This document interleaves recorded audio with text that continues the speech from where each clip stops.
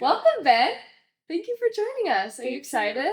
I am pumped. Have you ever done a podcast before? No. Okay, So, me neither, really. So You were on a podcast last week. So. That's true. It's fun though. You're gonna have a good time. I'm excited. You're our first member to be interviewed. Let's go. I know. Interviewed in person. I did interview one other member, but via phone. I'm not counting that. Okay, yeah. They have to be in the chair. Okay. Yeah. They have to be in the podcast chair. In the chair. Yeah, so you're the first member being podcasted. That's exciting. Yeah, you're starting it off. Okay, so let's start with who's Ben? First off, we know you're not from here. So where are you from? So I'm originally from Georgia. Okay. And then when I went to college in South Carolina, and so that's where I met Courtney in college. And then we moved 2023 out here. Okay, so let's start in Georgia. So you were in Georgia until college. Yeah. Tell me a little bit about your family.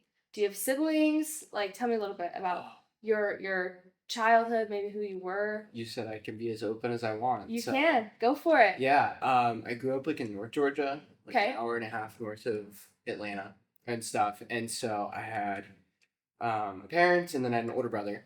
My older brother had a bunch of special needs and stuff. So my dad has this rare blood disorder and stuff. My brother had it.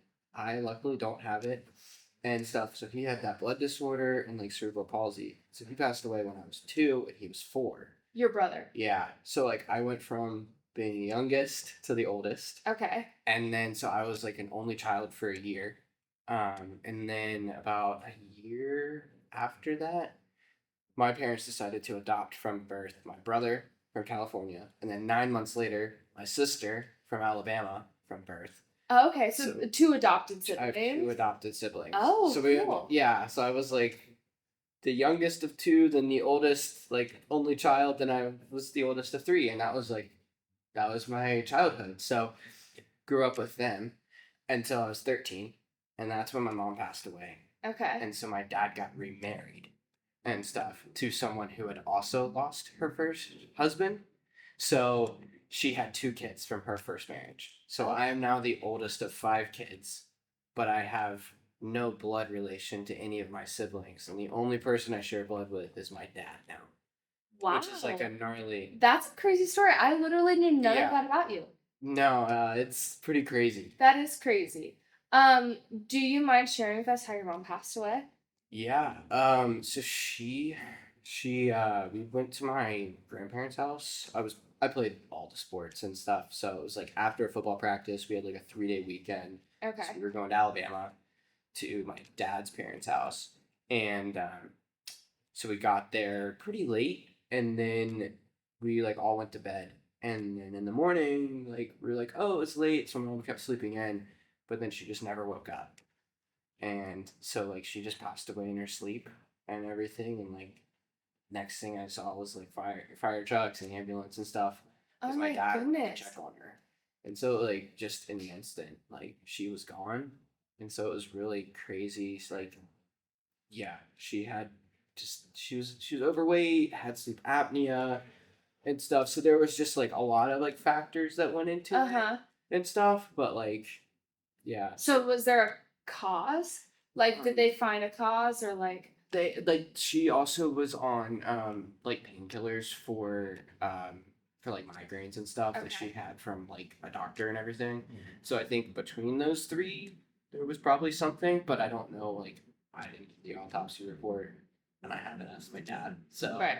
But did that happen? You were pretty young then. So I was 13. Oh, okay. Yeah. You did mention that. Sorry, yeah. I missed that detail. No, you're good.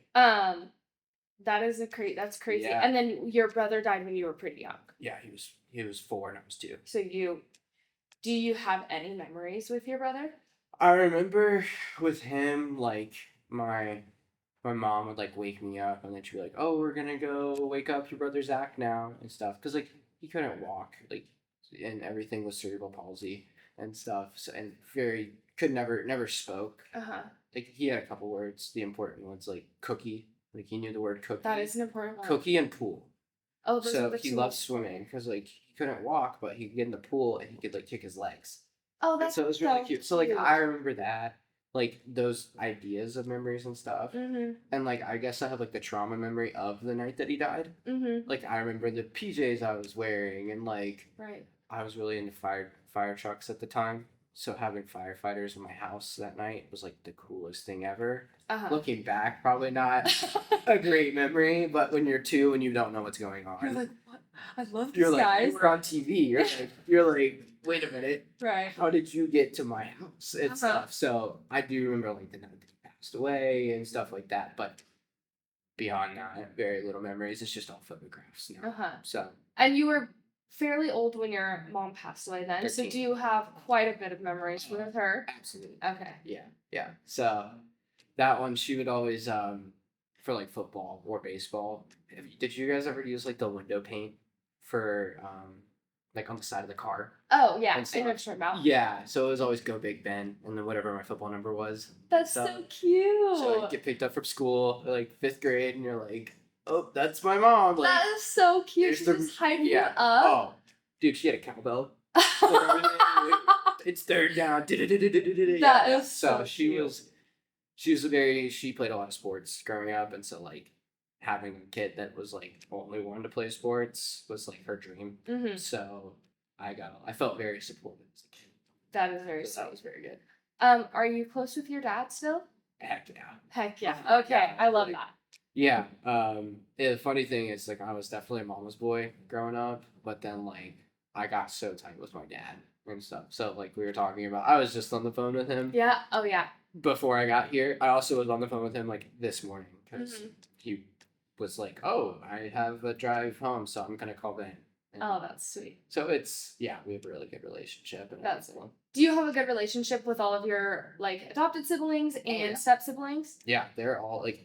It's weird because I think we've all gone through like losing a parent and stuff, and so like with that, there's no like, oh, these few kids are gonna be at like their mom's house this weekend or their dad's house. Like there's no like after a divorce it can sometimes be really messy like that. Versus like I felt like we all wanted like to go back to our family structure, and so when they got remarried, it's like we all just blended as a good family is a way to put it. So it's like oh yeah, the step siblings and my real siblings and stuff. It's like, oh, we're just a family. Okay. And stuff. So it's very nice. Do you go visit quite a bit?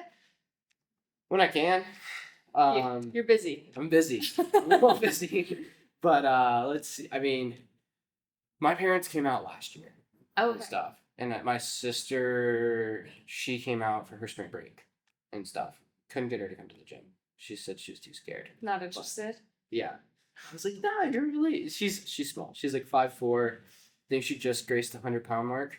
Oh my god. No, she's not 5'4". She's 5'2". Okay. Sorry, she's even shorter. 5'2". And yeah, so she wouldn't come to the gym. You mentioned you played a lot of sports growing up. What sports were your go-tos? I guess what sports? Just tell me all the sports you played. Give it all to me. If it had a ball, I probably played it. Okay. First off, football. Like PE. Okay. Okay. I did play tennis. Okay. Tennis, baseball, basketball, football. I played soccer, like as a young kid. But mainly, like I played a lot of baseball, basketball, and football. Okay. So, what was your favorite of the 3? Football. Football by far. Yeah. What position were you? Depended on the year. Okay. I played tight end, played quarterback, and then I would sometimes play like linebacker and safety. Okay, nice. So it just depended on the year and everything. So, but I stopped playing in 8th grade and stuff because we moved and everything. And the team that I was with, like, just I wasn't as committed at that point and everything. Did you like play sports in high school? Yeah, so I actually started playing volleyball in high school and basketball. That's crazy. Yeah. Garrett did too, and I literally just had this conversation with Garrett as well. Oh, really? Yeah, he was saying how much he loved volleyball. Yeah, So I had never played it and stuff, but the high school that I went to had like the high school Gatorade volleyball player of the year on the women's team who like I sat next to in some of my classes. And we were like all friends with the girls team, and they're number 1 in the state of Georgia, like won the state championship like 7 out of 8 years in a row. Like it's a really impressive high school volleyball team. Anyway, a bunch of my friends were like, oh, well, maybe we could just get the girls coach, Coach Fitz, to coach us. And like we could just start a team. And she did that. And there were so many people interested there. Like we had 2 teams and stuff. We had like a JV and a varsity volleyball team. That's so cool. And we were like, yeah, we know how to hit and like all that fun stuff. And I'm over there, like all like my friends, they're really tall and can jump, and they were dunking, like because we just practiced on the volleyball court, which has the basketball goals up, and I like literally had one of my friends pick me up so I could dunk. And I was like, I will play back row because, and I played libero because I was like, I'm closer to the ground than you guys. I'll get to the ground and stuff. That's awesome. Is libero the? We wear the different color jersey. Oh, okay. Yeah.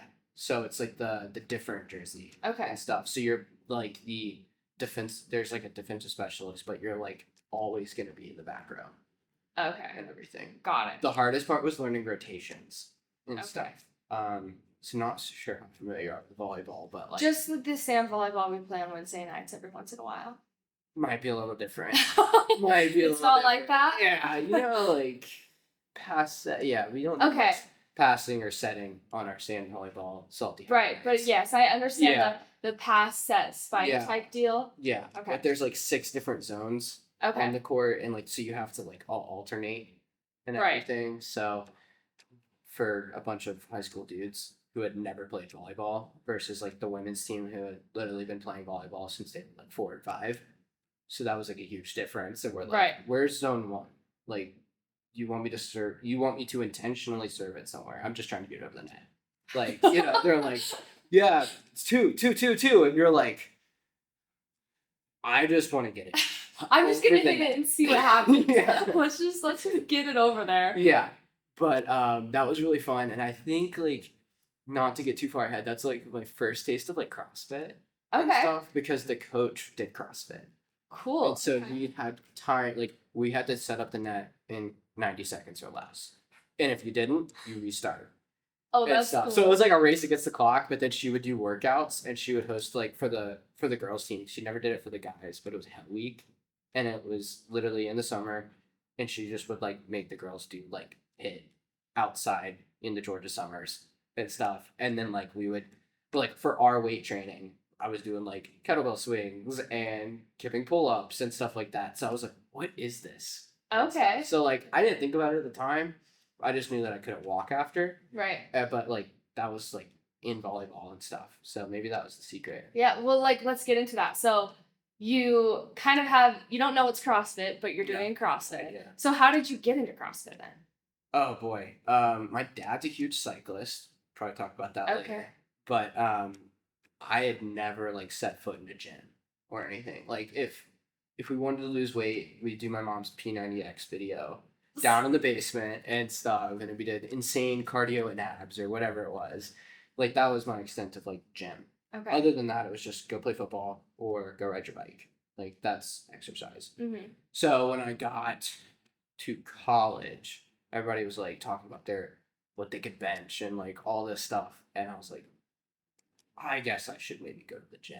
Like found like the freshman 15 and stuff. And I was like, dude, this dining common situation is like buffet style, and so like I just kept eating and stuff, and so I finally found someone that like was one of my friends, and I was like, he apparently used to be a bodybuilder and stuff, and I was like, well, who better to go to than someone who's clearly like been in the gym. Mm-hmm. So I started working out with him, and I remember like hitting a 1 rep max at like 95 pounds of a bench.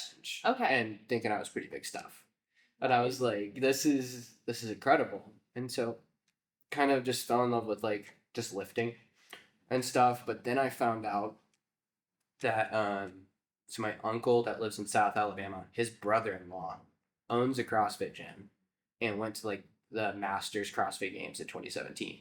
Okay. And I was like, that is so cool. And so you knew what CrossFit was? I figured it out. Like, Okay. I'd heard of it, and like I think there's the reputation that like CrossFit was dangerous. Right. And stuff. And they were like, oh, he gets hurt all the time and stuff like that. So like I wasn't like encouraged to do that and stuff, like because it sounded scary.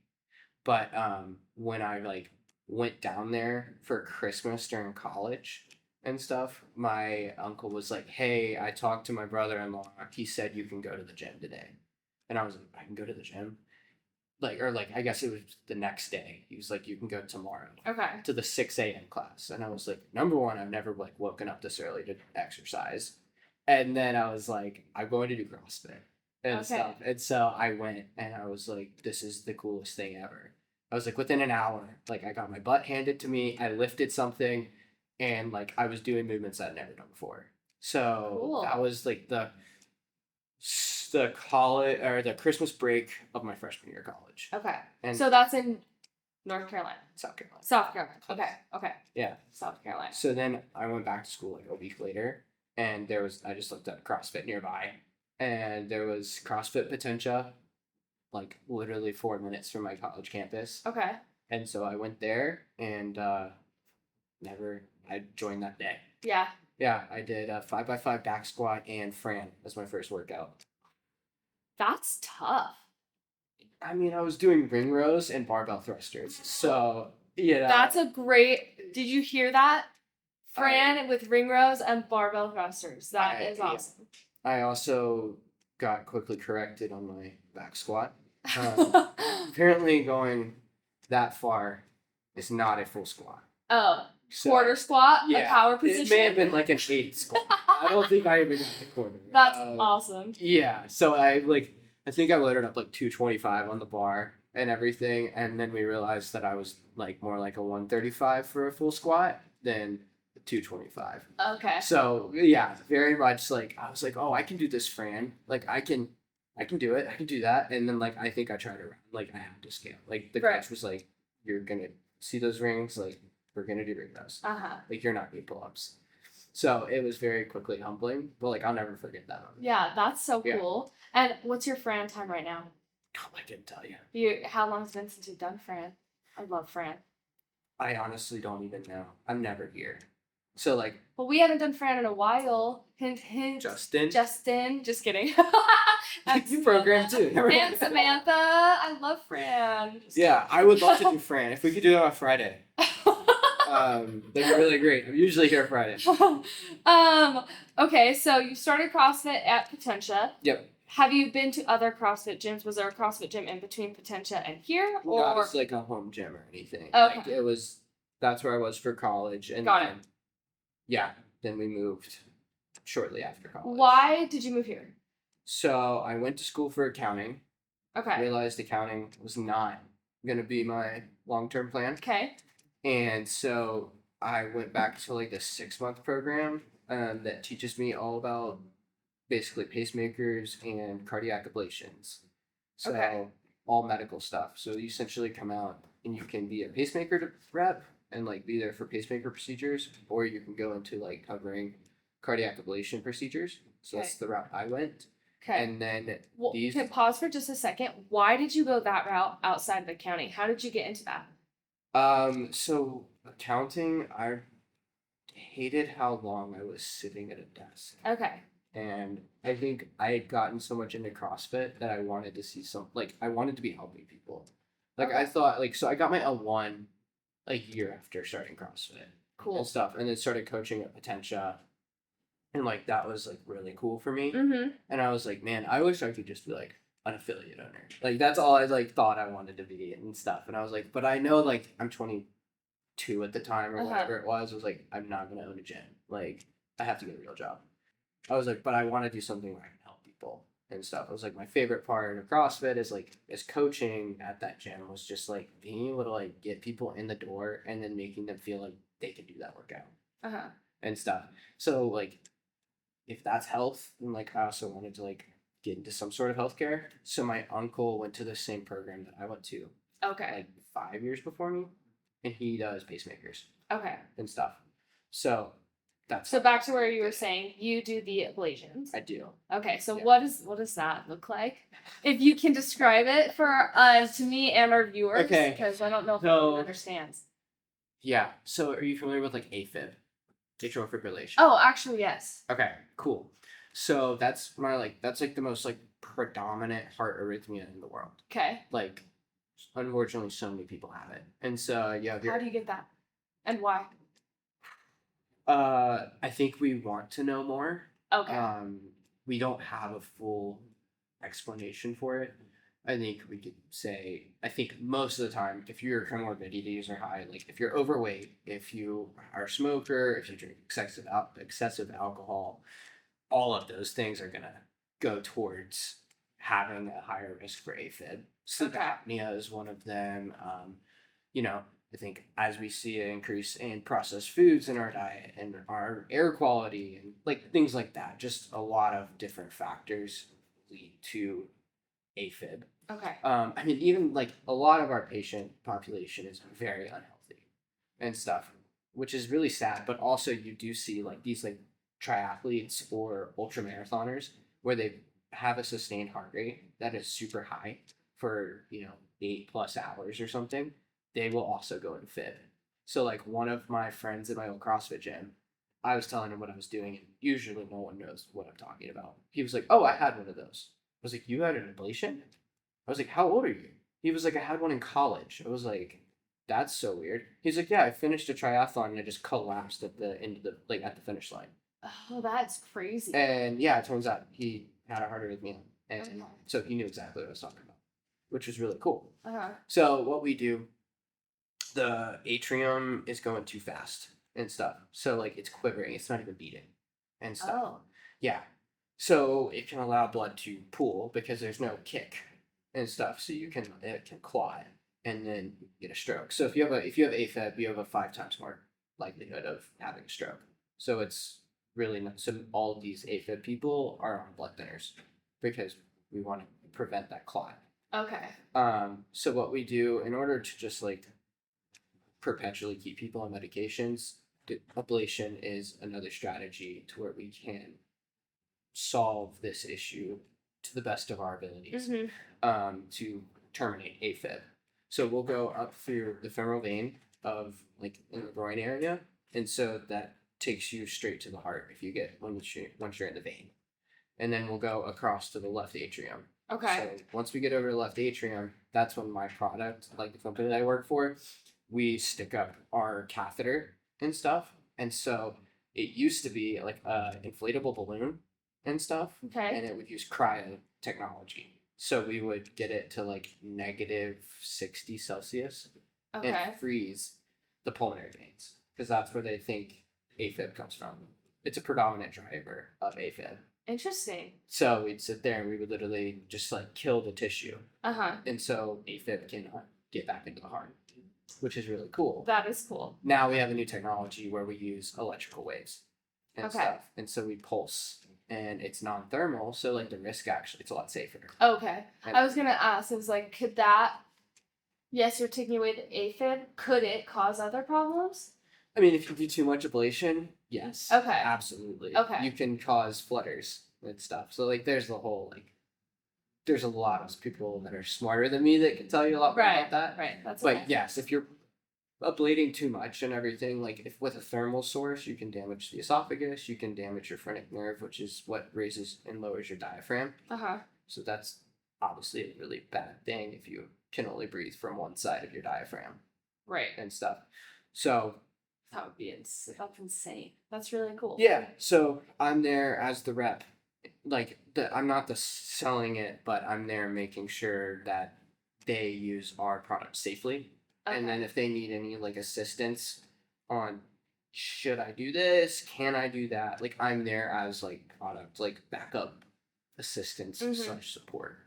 Okay. So, and this really job is very constantly traveling, correct? So how often are you traveling? For 3 to 4 days a week.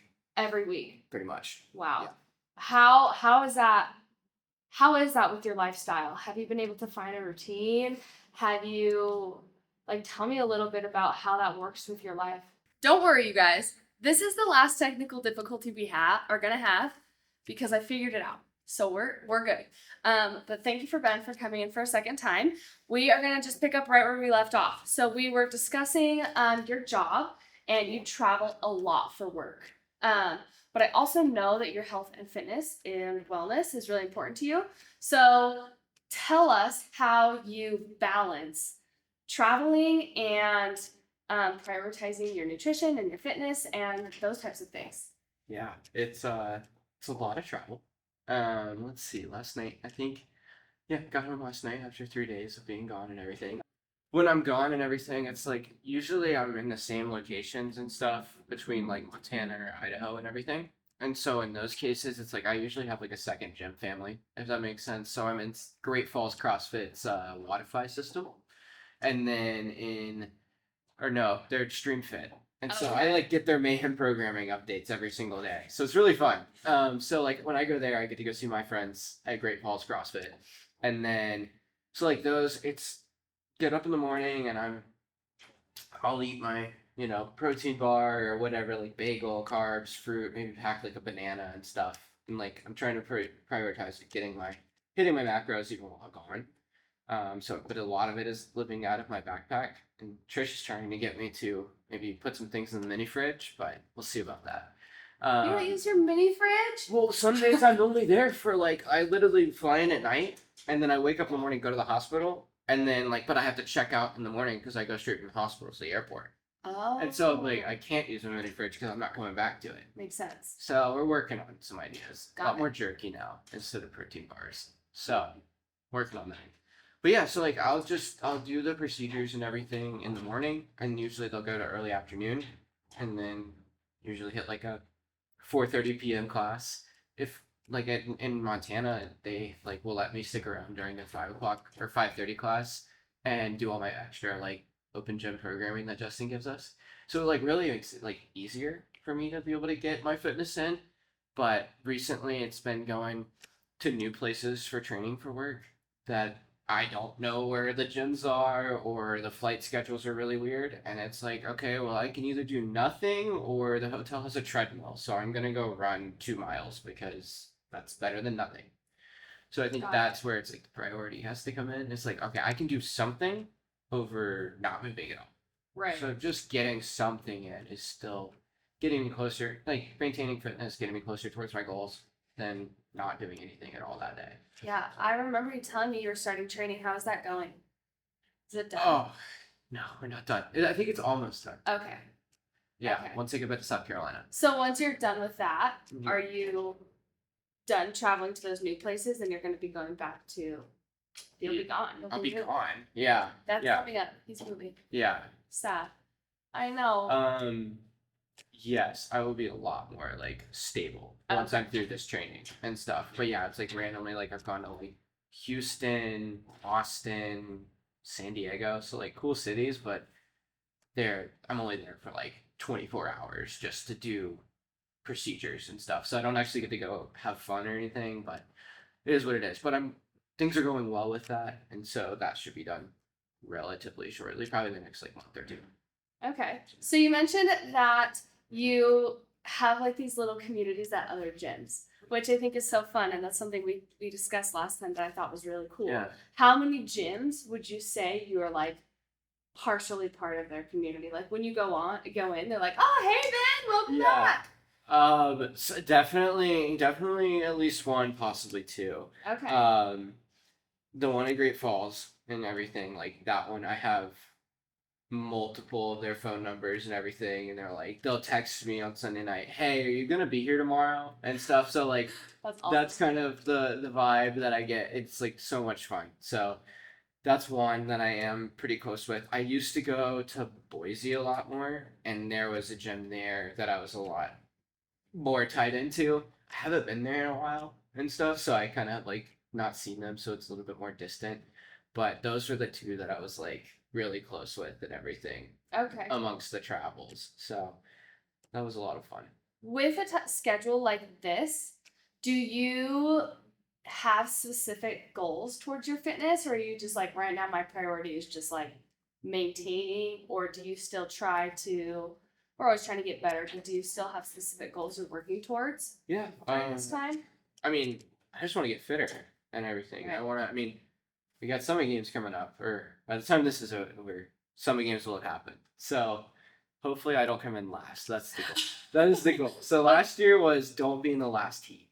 Okay. So that's the same goal this year. Don't be in the last heat. Yeah, like last year I got to like really train and like peak for it, and I feel like this year I've like gotten so there's just so much going on with the move and with this training and traveling and all that fun stuff that I'm like just trying to keep my head above the water. And I'm like, okay, it's my last competition with Salty Hive. Like, I'm just so excited to be there and stuff. So it's like, yeah, I'm competing, gonna do my absolute best, but like, end of the day, I just want to experience it and stuff. So, but I mean, like, yeah, like I've in this throughout all this, I've been pretty consistent on the back squat cycle that we've been doing. So trying to PR that. So I think I've PR'd that even amidst all the travel and everything. Like I still track my macros as best as possible with Trish coaching me and stuff.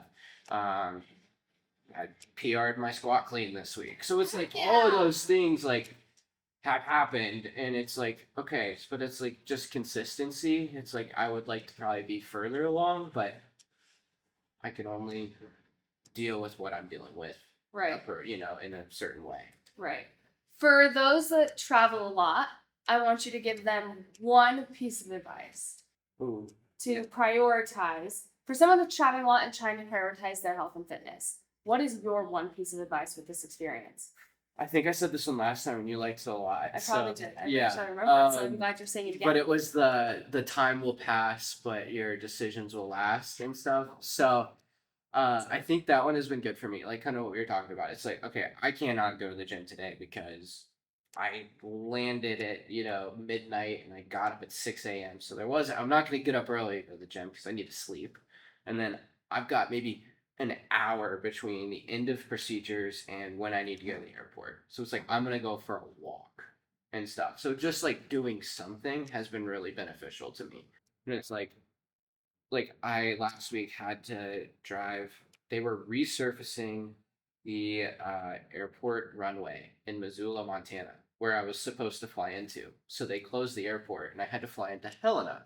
It's a 2.5 hour drive. So I had to get up super early to go to work and then drive back. And I was like, I'm so dead right now. But I just went to the hotel gym and did a 2-mile jog. And I was like, and I got back to my room and I was like, okay, I feel better now. I did something. So I think it's prioritizing just any movement versus perfection movement and stuff. It's the consistency compounds that our message of the week. I think we just find consistency, just keep moving.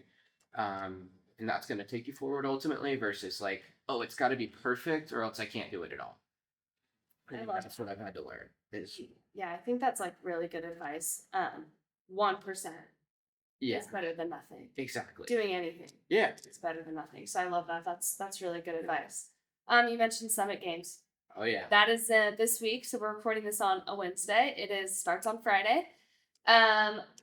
Tell us, what division are you in? I'm doing RX individual men. Was that same as last year? It was. Okay. Yeah. Are you excited? I'm excited as I can be. Okay. I definitely get nervous to do comps and stuff, but I love to be there, to be able to compete. Yeah, this will be a great one too. Like you said, this is your last comp with Salty Hive, and pretty much all of Salty Hive is going to be there. I picked a good last one, right? You did. It's going to be a huge community event, so that's awesome. Yeah. Any event you're particularly excited for? Oh boy. I mean, I think probably the back squat will be a lot of fun just because who doesn't love a heavy lift? What are you going for? Not last. So weight-wise? 360. Ooh, okay. I love it. It'll be a PR for me. That's awesome. I hit 355 here, so nice. Hopefully game day we turn up the volume and hit just 5 more pounds. That'd be great. Heck yeah. So there's that one, and then I think honestly the obstacle course. It's I have no idea what to expect and stuff, and I don't know how people prepare for that one. So I feel it'll just be kind of this fun random test of unique fitness that. We prepare for the unknown and unknowable, and I literally know nothing about it. So this is CrossFit. So I'm really excited for that one just because no one knows what to expect. Yeah, that's awesome. That one will be a lot of fun. For people that like to compete or haven't competed but have thought about competing, what type of advice would you give them? Like to talk them into competing, or either that or like on like comp day, like what's your like how do you get your mind right, or like what do you think about competing? Is it really fun? Do you love it? Like is it worth it for people? I love competing because it makes me train for something like specific and everything. So it's like I need to get better at a certain movement, or I need to do this, and it's like an extra motivation for me to do that. So I think if you're one of those people who's like, oh, I don't know if I want to compete, but you see movements that are hard that maybe you're not like super good at, it's like, well, what better way to improve? Because you know that you're gonna have these movements coming, so you're gonna have to drill them. So I think I really like that side of things.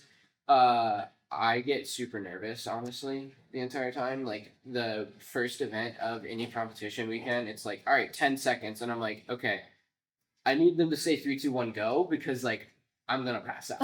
Like Yeah. I'm like, just let me do my workout. Yeah. Like, even talking about it, I actually am like feeling it. Yeah. I'm like, oh my gosh. I'm like, oh, I hate. Or they're like, wait 1 minute. I'm like, a minute? I'm like, no, I can't stay here for a minute. Like, you let me do something. So I think like nerves are totally fine.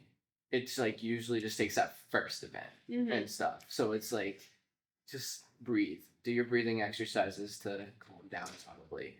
But I don't know. I just growing up playing sports, it's like why would you I want to go compete. I love the loud music, I love pressure and stuff like that. And it gets you better. Like competing is a skill. So I love that. And I just love being able to do it. That's cool. That's awesome. Yeah. So you're moving. Why? Tragically. Yeah, no. Couple reasons. Okay. Never home. So Okay. current territory is Utah, Idaho, and Montana. And then wherever else in the Wild West they want to send me. So which apparently Texas is the West now. So I go from Texas to literally California. And I got asked to go to Alaska at one time. So we're literally everywhere. So I'm tired of not being home. And so this moving to South Carolina, where my territory will go from that massive landmass that I just listed to 2 cities.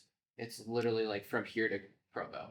So that's really convenient. I'll be able to sleep in my bed every night, go to my gym, all that fun stuff. See my wife and dogs. Very much excited. But my wife went to school, Courtney went to school for studio art. She interned and worked part-time for this art gallery in South Carolina and absolutely loved it. And it was actually like hard for her to leave it to come out here. But about like 9 months, a year ago, the owner is getting up there. And so she called Courtney and was like, hey, I'm owner and director of this gallery, but I'd really like to take a big step back into essentially retirement and just like own this. But you were our favorite ever employee. Would you please come back and take over? And so for the art world, that's like huge. So it's really hard to get into gallery stuff. So this is like her dream come true. She loves all the people that work there, like all the clients, and just fine art. So she's going to be taking over that as her job. And then I'll just transfer with my company, continuing to do what I do, but in a much more small territory. So yeah, we move. Oh my gosh, hang on. 15 days from now. So what's that date? The 28th of September. Oh, yeah. My last Saturday morning workout was this past week here. And I was like, this is emotional. Like I went home and I was like, that's it. I was like, I'm never going, like I'm not going to be there on a Saturday morning. Like it was so sad. It's my last Monday. Yeah. It's my last Tuesday. This is my last podcast with you. Yeah. I know. It is really, really sad. Yeah. I'm so excited for Courtney. Oh, I'm so pumped. Like she's gonna do so great. That's so awesome. And if you don't know Courtney, she's been in a couple times. She's like the sweetest human being ever. She deserves a good dream job. Oh my gosh. Right? She does. She likes to hate on CrossFit or the coming to CrossFit. But every time she comes, she gets made fun of because she has such a big smile on her face the entire workout. And Justin's like, Courtney, quit smiling. We might think that you're enjoying this. And so it's really funny. So she'll come around. We'll get her into the gym. That's awesome. Okay, you ready for some questions? Absolutely. Okay, first off, we're gonna talk a little bit about you outside of CrossFit. Okay. You like some fun things that I don't. It's uh, you have hobbies that not everybody has, and so I appreciate that about you. What are some things that you love outside of CrossFit? Outside of CrossFit, I love NASCAR. I love college football. I love cycling. Like there's all those, and I have a racing simulator in my basement. That's the best. It's the best part. I feel like I need to come and do the race simulator before you move. Come on over. You haven't put it away yet? No, Courtney keeps telling me, she's like, we need to pack up the computer. You're only here like 5 or 6 days. I'm like, for 5 or 6 days, I can race in the basement. And I'm like, yeah, that's great. You're insane if you think you need to take it down before you move. Like, I mean, it's just, you blow off some steam, you know? That's awesome. Yeah. And when you say cycling, you obviously watched the Tour de France. I Absolutely. remember that. What other types of cycling? And like, do you like fangirl? Like, are you a fan of the cyclists? Or is it something you just like to watch? Yeah, I like, well, I will watch, like, so the Tour de France and everything. There's 2 other grand tours. So those are 3-week long races and stuff where, it's like the winner's overall time. And so I will watch every single day of the tour. And then the Vuelta is going on right now. So the Vuelta a España. So it's the Tour of Spain. That's going on right now. And I'll like watch the YouTube highlights every day and everything. But my favorite rider is Tadej Pogacar and everything. Why? And so he's the best. So he's won 4 Tour de France's now. He's like 25 years old, so I think he's like my age or like a couple months older, and he's like this super friendly, like casual guy out on the streets and everything, but he is like an absolute killer on when he's on a bike and everything. Like he's gonna fight for every single, like, just if he can beat you in any way mentally or overall, he's gonna do it. Like he's just fun to watch because he's a killer. Plus he's friends with my Formula One driver, so. Who's your Formula One driver? Carlos Sainz. Okay. Yeah. Okay. I'm also into Formula One. There we go. Oh, okay. That's Formula One and NASCAR are different. Yeah. Yeah. What's the difference? One is way more interesting to watch, and one is like, they have engines and 4 wheels, and so I'll watch it. NASCAR's more interesting. NASCAR's so much better. Really? Yeah. What's actually the difference? Okay, so NASCAR is only in North America, and they're gonna have. It's stock cars and everything. So there's fenders, and it's like they are all built to like the exact same specifications. So like the big difference is the driver and everything. Okay. They're also going to primarily do ovals. So a lot of left turns, but there's a lot of skill involved in that. Come on over, do my racing simulator. You'll find out. Didn't realize that. Yeah, Courtney has tried it, and she can go faster in reverse around the track than if she tries to go forwards. It's just. Yeah, so it's also just much closer. So like usually the difference between like first and second in NASCAR is like a couple seconds and everything, versus like in F1 they're like super gapped and everything. So literally there will be like 40 seconds between the first place and second place driver and stuff, and like they'll like give random penalties in F1 and be like, oh, you touched the car in front of you, 10-second time penalty. NASCAR, it's like, we have bumpers and we're going to use them. So it's like, I don't know. I just feel like it's way more fun to watch. More physical? The crashes are incredible. That's like, that is the best part. Like, massive crashes in NASCAR. Absolutely love it. So if you had to pick NASCAR or cycling to watch, which would you pick? NASCAR. Not by far. Yeah. Easy. Yeah. Okay. I like it. Easy. Easy money. Oh, it's incredible. If that was the only thing you'd watch for the rest of your life, would you do it? NASCAR would be the only thing you can watch for the rest of your life.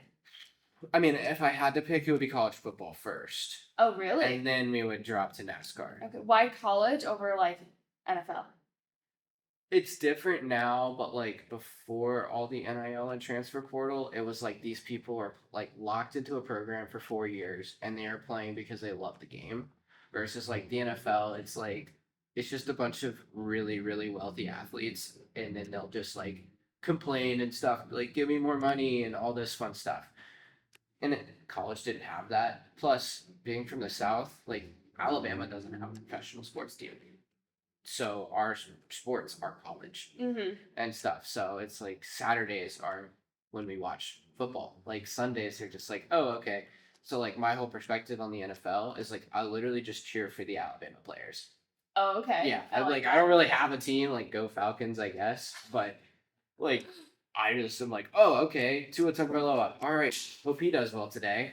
So everything in the South is way more college focused, and I That's just cool. think, yeah, I love the college game. I mean, most NFL stadiums, what, 75,000 fans and everything? College stadiums, all 100 plus, the good teams, 100 plus thousand fans. We tailgate for the entire week. I mean, it's like after Alabama and Auburn play each other, I mean, there's like literally like, there's so many 911 calls after that game because it's like, yeah, cousin Ed freaking decided to start trying to shoot at his neighbor because he's an Auburn fan. And so like it's awesome. Like I have Auburn family. But you go there and it's like I've watched the Iron Bowl with them and we've sat in separate rooms. So like the Auburn people go to one room, the Alabama fans stay in one room, and then afterwards we just pretend like nothing even happened. So it's a big deal. Oh, it's a huge deal. That's awesome. Yeah. It's really funny. Are you ready for some rapid fire crossing questions? I would absolutely love to. Okay. First thing that comes to mind, we're gonna play like this versus that. Okay. Okay. Olympic lifting or power? Power. Why? I think I could back squat and bench press like every day and be happy with that. Okay. I feel like I don't know. I feel like snatches just are not doing it for me right now. Cleans, great. Snatches, so. Okay. Ring muscle up or bar? Bar. Why? When they're all things are equal, I feel like I can do a better job on bar muscle ups than ring muscle ups right now. Okay. But I'd like to change that.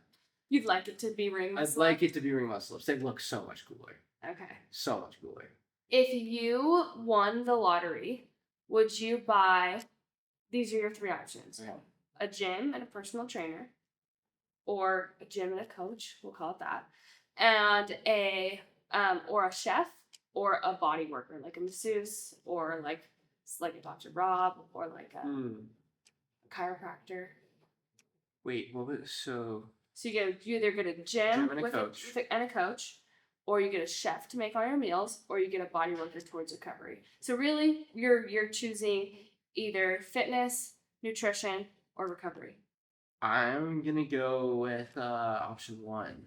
Fitness. Yeah, and I got an idea. I think because I'm thinking through this, I could buy Salty Hive.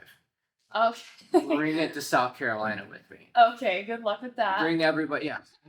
Everyone in it too? Yeah, and everyone's in it when they transport it, and then I'll have Justin be our coach. So I think it'll work out. I was just about to think that would be a lot of money, but you just won the lotto. So I just won the lottery. You have the money. I can do this. Like, this is money is no object. So yeah, Salty Hive is coming to South Carolina. That's awesome. I love that. Yep. If there was a movement that you could do, or let me rephrase, you get one movement that you have to do every day for the rest of your life. What movement is that?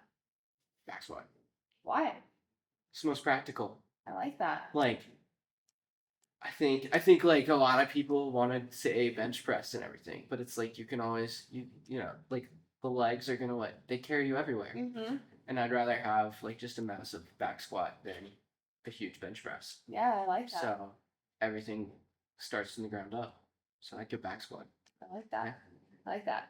I would like that you were specific with back squat. Like what my first thought was like just like an air squat. Oh. But I like the back squat Okay. component because I mean that's fun. I'd like to change it up. Probably do a front squat every once in a No, while. you only get one movement. All right.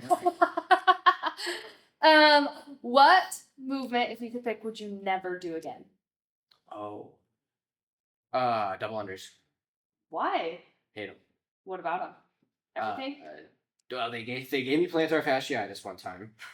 The ones at 65 absolutely sucked, and for some reason my shoulders just fatigue really quickly. And when you miss with the really like light rope and everything, you just get to like lacerate your back and everything. Lacerate. That's a good I feel word. like I just don't want that and everything. Everything else, I'm like, all right, I can handle that. I like it. Yeah. I like it. Okay, so you move in just a couple of weeks. Okay.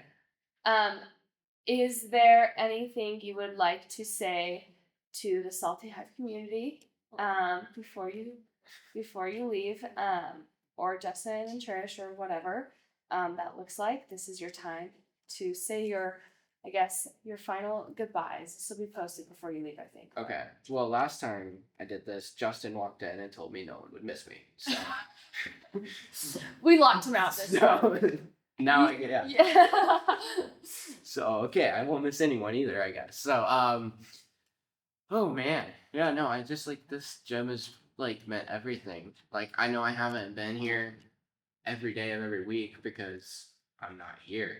But it's like when I think about my time in Salt Lake, it's like all of my friends and family have been Salty Hive and stuff. Like we're having a going away party and everything, and I'm like, they're like, you can invite anybody you want, and I'm like, I don't want to invite people from work. Like I want to invite just everybody. If you go to Salty Hive, just be there and everything because like that's who I've seen when I'm home and everything. I come to the gym and like Courtney knows. She's like, "Oh, you're home that day? Okay, what time are you going to the gym?" Like it's just an expectation that I'm here.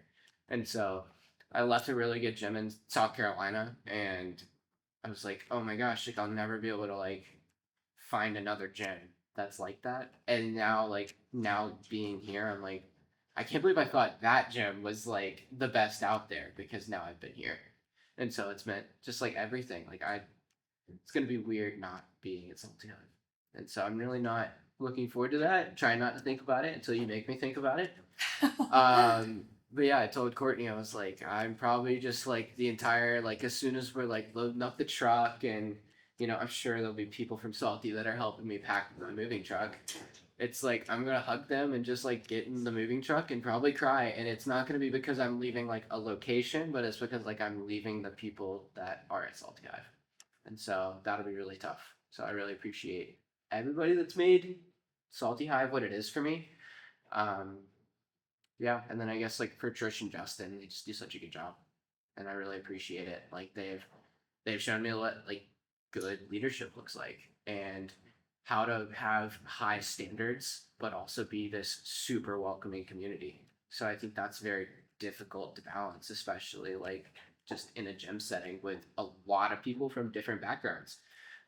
But yeah, we have expectations when I show up here, and I know what I'm gonna get from them, and uh, they've just been fantastic. Like I always know that if I have questions or need any help, like I can call them, and that they would be happy to answer and help me through whatever I'm going through. So it's yeah, it's gonna be a big change for sure. Yeah, well, we are gonna miss you, and we're really lucky to have you as part of our community, and you'll always be part of our community. So when you're visiting, oh, we'll be here. You'll be here. We'll be here. Yeah. Well, yeah. Thank you. I'm glad you could make it on before you left us. I'm very glad it worked out. Yeah.